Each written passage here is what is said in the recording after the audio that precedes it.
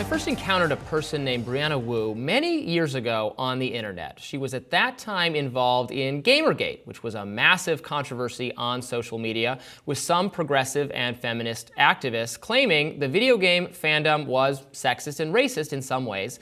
Some of those fans, especially conservative ones, fought back and claimed that they were being unfairly misrepresented by progressive journalists and interested people. It was an incredibly toxic feud, although maybe it was downright friendly compared to some of the cancellations and harassment campaigns we've all endured in the subsequent 10+ years. Brianna Wu knows what I'm talking about. For years, she fought with the right and was subjected to personal attacks by the right wing. But then she started to criticize some of the excesses of progressive activism, and more than once tangling with transgender activists in particular, who she thinks are in some ways making their ideas, trans and gay acceptance, less popular and less appealing. Executive Director of the Rebellion PAC, Brianna Wu, joins me now to discuss all this and more. Thanks for being with me, Brianna. It's so nice to talk to you.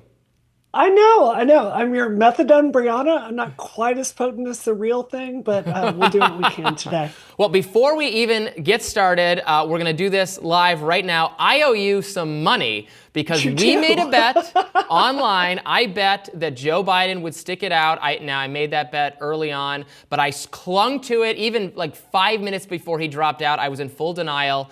You won that one.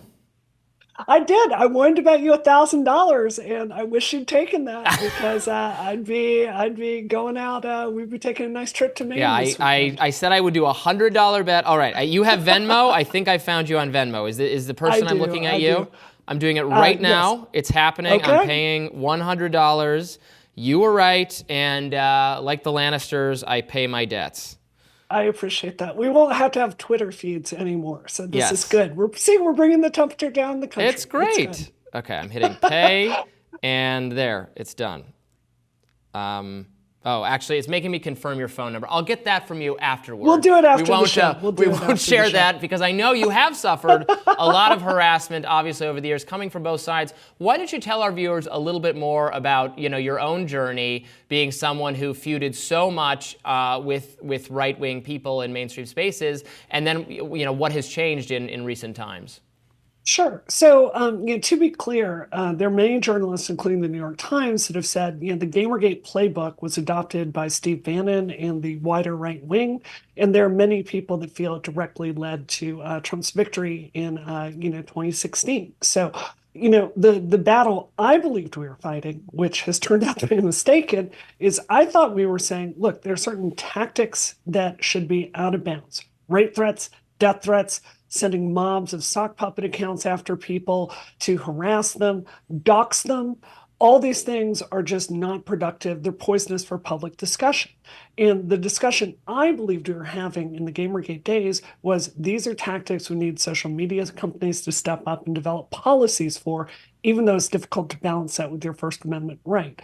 What I found so disgusting is today, I would, in really good faith with you, Robbie, say I think the progressives are doing it just as much as the right wing, if not more, and particularly Free Palestine and the transgender movement. And, I myself am trans. So, it's not that I'm not amenable to the public policy discussion at hand, but these tactics are just poisoning people against us.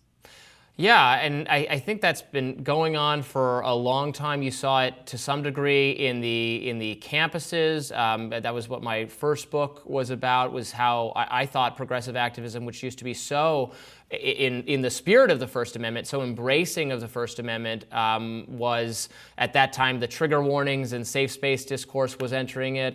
That's the first time we talked, because I actually interviewed you for that book, and I'm like, well, this is such a thoughtful, interesting person, not at all like the person I thought you were online from, just getting other people's perspectives on it.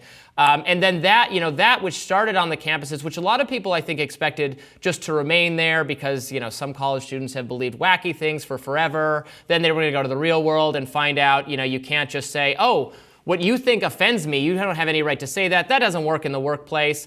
But then what we found out is enough of those people were able, at least for a couple years, maybe it's gone back the other way, we can talk about that, were able to enforce that norm in elite workplace spaces, and then very much media norms and social media norms as they became moderators and influential people there. That's right. And Robbie, this is something that's probably going to get me some heat for saying, but I'm going to say this to you in really good faith. I shot a segment with Lauren Southern at my home 2 weeks ago, and the idea was, look, we hated each other in the Gamergate years. Let's sit down and have a discussion. And as I was talking to her, I learned about some of the consequences to her life have been from progressives having so much elite power and doing things like writing her Wikipedia in a way that doesn't even, like, I urge anyone to go read it, is wildly slanted, or having all these articles that don't even attempt to show another side. And it has had really serious effects for her life for something she did when she was 19 years old. I don't know how you feel, but I don't think the person someone was at 19 should haunt them for the rest of their life. And I think something I've learned in the last 10 years is this conservative argument. Don't get me wrong, I am not a conservative. I'm 100% Team Democrat. But the way we wield this power is occasionally, actually frequently, I would say, creating enemies faster than we can create friends. And if a political movement is serious, you've got to be in the business of addition and not subtraction. And progressives have just failed at that. Yeah, and as you point out, it's not just progressives. This ease in which, and I do think this has abated somewhat, but for years, the height of cancel culture being like 2017, 2018, 2019, maybe. So many campaigns against people for having said things online when they were young, especially. I so agree with you on that front. I think we should practice broad forgiveness for people who are high school and younger, because you and I. If a video camera had followed me at all times as a kid, or if there was a running transcript of everything I had ever said when I was a kid, no one could have lived up to this. I think people who love to say, well, that's just being, enforcing social responsibility. I'm like, no one was a saint. People say cruel things to fit in with others because they're afraid of cruelty being visited on them themselves.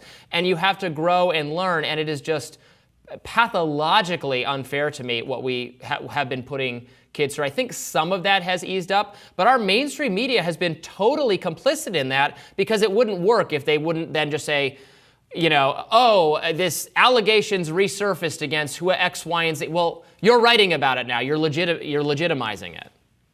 I think that's dead on, Robbie. And I think this is part of a wider trend of, I think both sides, but especially progressivism, has gotten so comfortable with moralizing in lieu of an argument. And, when I grew up in Mississippi, I was only surrounded by conservatives. And I heard this moralizing from the fringe right. One of the reasons I changed sides is I noticed that the Democrats, when they were talking to me about public policy, meaning trade policy or welfare policy or racial justice policy, they were willing to go into arguments and not just moralize everything.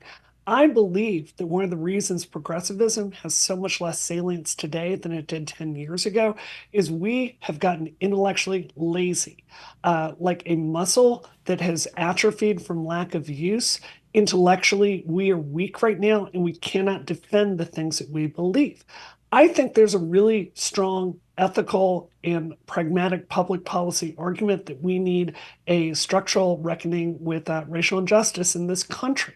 But the way to get there is to talk to people on the face about what we know, how much it's going to cost, how we move forward, what the advantage is for them. Just calling everyone a white supremacist and a racist in sight, people are tired of this, and it's why the vast majority of people in the middle are tuning out of all of politics. The first side to drop these identity games and talk to the middle of the country in honest, plain terms with respect is the side that's going to win.